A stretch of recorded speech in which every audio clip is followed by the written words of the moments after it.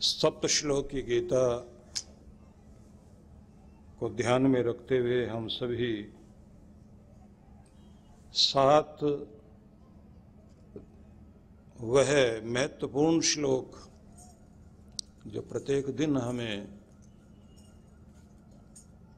गीता के संदेश के रूप में पढ़ने चाहिए, जिसमें भगवान की स्तुति भी है और मुक्त होने का मार्ग भी है, और जिसमें आत्मस्वरूप के संबंध में भी जानकारी दी गई है। कल हम लोगों ने ये सुना था, ओम इत्येकाक्षरम ब्रह्म व्याहरन माम अनुस्मरन यह प्रयाति त्यजन देहम स याति परमाम गतिम। इस श्लोक से कल का चिंतन हम सब लोगों ने उस पर मनन किया था। अगले श्लोक में हम जाते हैं। 11वें अध्याय का ये 36वां श्लोक है, जहां अर्जुन ने भगवान श्री कृष्ण की स्तुति करते हुए कहा, स्थाने हृषिकेश तव प्रकृत्या जगत प्रहृष्यति अनुरज्यते च रक्षांसि भीतानि दिशो द्रवन्ति सर्वे नमिष्यन्ति च सिद्ध सद्याः। अर्जुन कह रहे हैं कि हे अंतर्यामी भगवान, आपके गुण नाम आदि का संकीर्तन, उनकी प्रशंसा करते हुए ये सारा जगत हर्षित हो रहा है। मतलब इस सारे संसार में प्रत्येक वस्तु प्रभु आपका गुणगान कर रही है। रक्षांसि भीतानि दिशो द्रवन्ति सर्वे नमिष्यन्ति च सिद्ध सद्यः। बहुत शीघ्रता के साथ सभी देव पुरुष सज्जन लोग आनंदित हो रहे हैं, लेकिन वो भयभीत हैं जो राक्षस हैं, क्योंकि जो आपके साथ जुड़ा हुआ है वह आनंदित है, प्रेमपूर्ण है। जो आपकी धारा से विपरीत है वह डरा हुआ और दुख भोग रहा है, पीड़ित है। अर्जुन ने यह समझाने की चेष्टा की गीता के इस संदेश में कि भगवान का गुणगान सारी सृष्टि का कण कण करता है।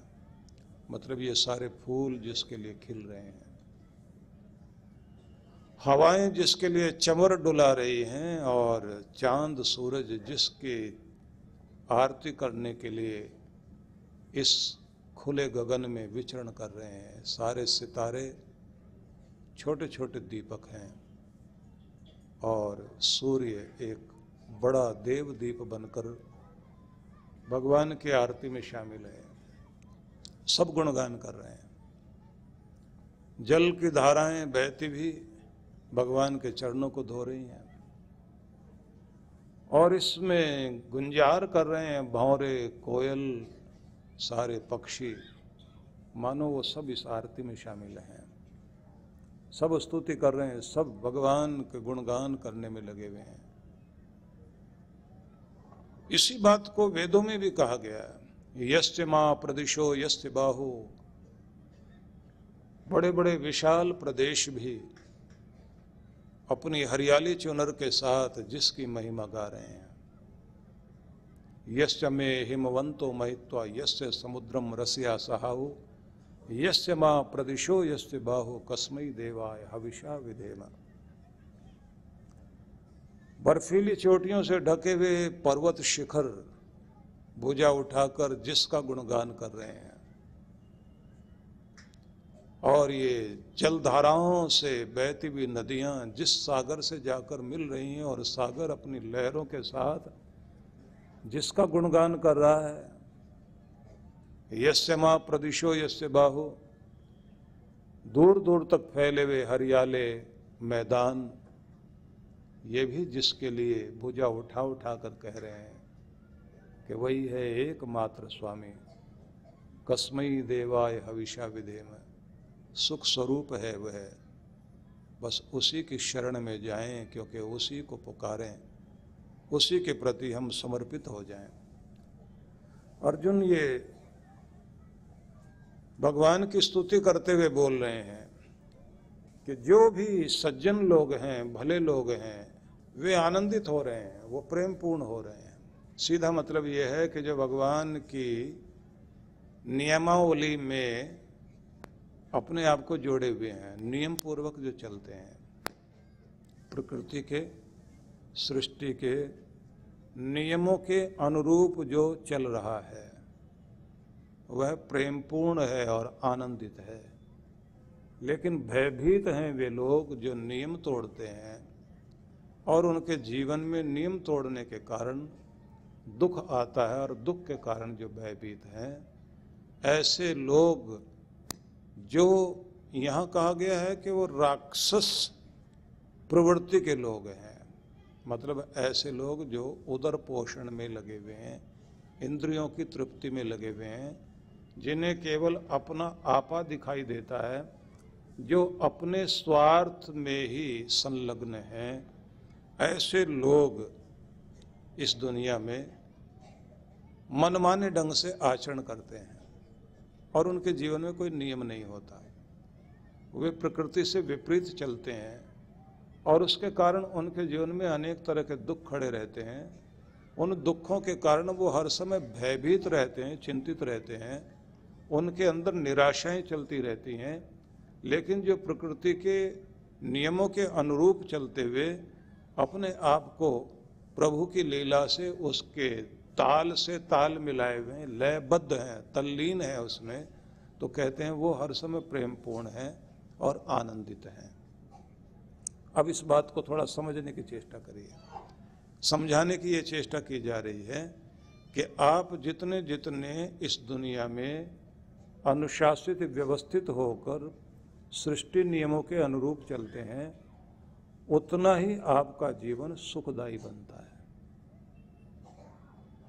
जैसे नियम तोड़कर चलने लग जाते हैं तो आप अपने जीवन में दुख भोगने लगते हैं। जो सुख से जुड़ा हुआ है, मतलब आनंदित है, प्रसन्न है, प्रकृति से जुड़ा हुआ है, वो प्रभु के गुणगान गाने में भी लगा हुआ है। मतलब ऐसा व्यक्ति धन्यवाद करते हुए जीता है। तो जो धन्यभागी हैं कि प्रभु ने हमारे ऊपर बहुत कृपा की, हमें बहुत कुछ दे रखा है, जो भी कुछ है उसमें वो आनंद मनाते हैं। जो नहीं है उसका शोक नहीं करते। थाली में पड़े हुए भोजन को प्राप्त करके आनंदित हैं, लेकिन जो नहीं मिला उसकी शिकायत करने में नहीं लगे हुए हैं। और जिनके जीवन में हर पल कोई ना कोई नियम है, नियमों से विपरीत नहीं चलते। मतलब वे लोग जो ये कहते हैं रात को खाओ पियो, दिन को आराम करो, बॉम्बे से आया मेरा दोस्त, दोस्त को सलाम करो, तो वो कौन सी कल्चर है कि रात सोने के लिए नहीं, जागने के लिए, और दिन में सोने लग जाएं, प्रकृति के विपरीत चलें। तो सूर्य तेज छीन लेता, उनके चेहरे की जो ग्लो, उनके चेहरे की जो आभा है वो खत्म हो जाती है, आलस्य दे जाता सूरज उनको। ऐसे लोग मनमाने ढंग से जीवन जीने लग जाते हैं तो जीवन में ज्यादा से ज्यादा अशांति आने लग जाती है। तो यहाँ एक बात ये भी ध्यान रखने की है कि कह रहे हैं कि सारी सृष्टि उसका गुणगान गा रही है, तो तुम भी गाओ। सारी सृष्टि में उत्सव है तो तुम भी उत्सव वाले हो जाओ। सारी सृष्टि का एक एक अणु अणु भी तरंगित है, वाइब्रेट हो रहा है, तो तुम भी तरंगित होकर जियो। मतलब तुम्हारे जीवन में गीत भी हो, संगीत भी हो, नृत्य भी हो, आनंद भी हो, मस्ती भी हो। जैसे इस देह में रहते हुए भी हम देह के मालिक से परिचित नहीं हैं। ये रूह और जिस्म का रिश्ता भी क्या अजीब रिश्ता है कि उम्र भर साथ रहे और कभी तारुफ नहीं हुआ, परिचय नहीं हुआ।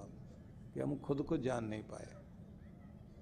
या फिर ऐसा हो जाता है जैसे एक जिल्द साज जो किताबों की जिल्द बनाता था, कवर चढ़ाता था, पहले ज्यादा होते थे, आजकल कमी देखने में मिलते हैं।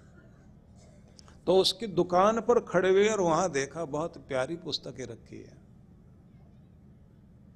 तो अपनी पुस्तक पर जिल्द चढ़वाते चढ़वाते 3-4 पुस्तकें खोली। कहीं वेद है, कहीं पुराण है, कहीं उपनिषद है, कहीं गीता है, कहीं प्रेरणादायक बड़े बड़े सुंदर वचन लिखे हुए हैं, और कहीं हृदय को गुदगुदा दें ऐसे ऐसे वाक्य लिखे हुए ग्रंथ हैं।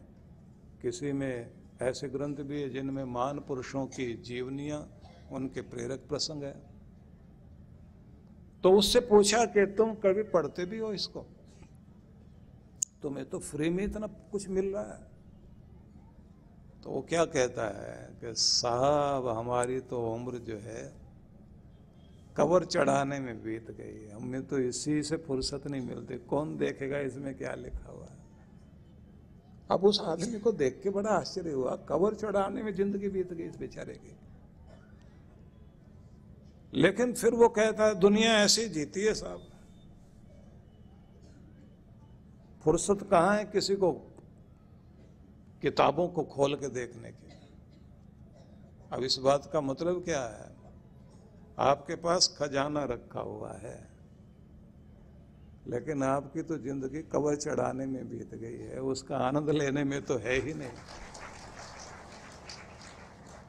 और अगर हम दूसरे ढंग से कहें तो कोई आदमी ऐसा हो जिसके पास अपनी लाइब्रेरी हो और वो किसी दिन समय निकाले, बस उस दिन इतना ही काम करता रहे कि सारी किताबों पे कवर चढ़ाता रहे और पढ़ ना पाए। लाइब्रेरी बहुत अच्छी है, फायदा क्या? ये तो बिल्कुल उसी तरह की बात हो गई कि जंगल में जाते जाते शेर की आवाज सुनाई दी और शेर सामने आ गया, और आदमी कहता है भाई साहब ध्यान रखना मेरे पास बंदूक का लाइसेंस है, दिखाऊं क्या? तो वो क्या कहेगा कि लाइसेंस अपने पास रख, अपने पास भी लाइसेंस है तुम्हें फाड़ के खाने का। तो आपके पास क्या रखा है इससे कोई फर्क नहीं पड़ता, आपकी जिंदगी में कुछ रखा है तो बस उसी से फर्क पड़ेगा। विद्या कंठ पैसा गंठ, पैसा गांठ में है तो काम आएगा, पर हस्तगतम, दूसरे के हाथ में गया हुआ धन काम नहीं आता। कितने सारे लोग जो हैं उधार दे बैठे हैं, मुश्किल में है ना बेचारे, और ऐसे ऐसे दुष्ट मिल जाते हैं कि दूसरों की आंखों में आंसू छोड़ जाते हैं, और सुनकर देखकर बड़ा दर्द होता है। इसलिए निवेदन करना चाहता हूं कि अगर हम लोगों को जीवन में अवसर मिला है तो अपने पास जो खजाना है उसे पहचाने, आपके अंदर में आपका आत्म तत्व, उसे हम जाने कि हम कौन हैं, क्या हैं। अपना परिचय हम कर ही नहीं पाते, दुनिया का परिचय लेते घूम रहे हैं, और दुनिया भर के लोगों के परिचय के कार्ड अपने पास रखे हुए हैं।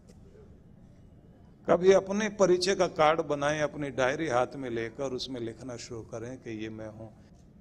जो हम लोग सारा दिन बोलते हैं ना, मैं अभागा, मैं परेशान, मैं बहुत दुखी, मैं बहुत गरीब, मेरे साथ बहुत बुरा घटा, मेरे साथ ही हमेशा बुरा होता है, बीमार भी चल रहा हूँ, साथ देने वाला कोई भी नहीं है, हमेशा कुछ न कुछ गलती हो जाता, थोड़ा हंसना शुरू करें रोने वाली बात शुरू हो जाती, अपनी तो जिंदगी खराब है। तो ये गाना चलता रहता पूरी जिंदगी आदमी की, और फिर हमारे अंदर एक ऐसी चुंबकीय शक्ति आ जाती है जो दारिद्र्य को, दुख को, गरीबी को, लाचारी को खींचती रहती है। गरीब और गरीब, दुखी और दुखी, क्रोधी और क्रोधी, झगड़ालू और झगड़ालू। तो एक जगह हम ऐसा चुंबक, हमारा जो अंदर का मैग्नेट है वो उस पर ऐसी सीढ़ी चल जाती है कि सारे गाने ही दुख वाले चल पड़ते हैं, और जिंदगी में तो उस तरह से जैसे वो पहले कैसेट होते थे ना, जिसमें एक तरफ जो है वो बहुत आनंद वाले, हंसने मुस्कुराने वाले, झूमने नाचने वाले गाने होते थे, और दूसरी तरफ जो है उदासी वाले गाने। ऐसे रिकॉर्ड प्लेयर भी होता था। रिकॉर्ड प्लेयर में एक तरफ एक तरह के गाने भरे हुए, दूसरी तरफ उदासी वाले गाने भरे हुए।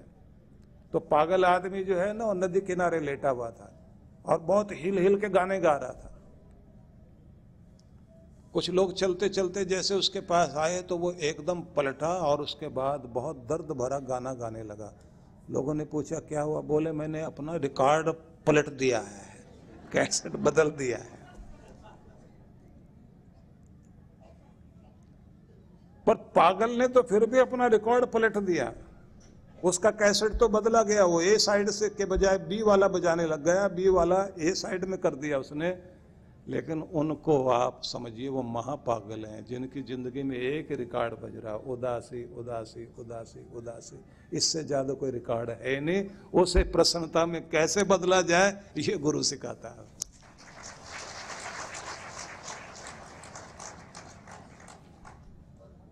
और जब ऐसे लोग मिलते हैं तो बड़ा विचित्र लगता है। ये जो हम कहते हैं ना, दुख में सिमरन सब करें, सुख में करे न कोई, जो सुख में सिमरन करे तो दुख काहे को होए। तो इसमें भी बदलना चाहिए हमें।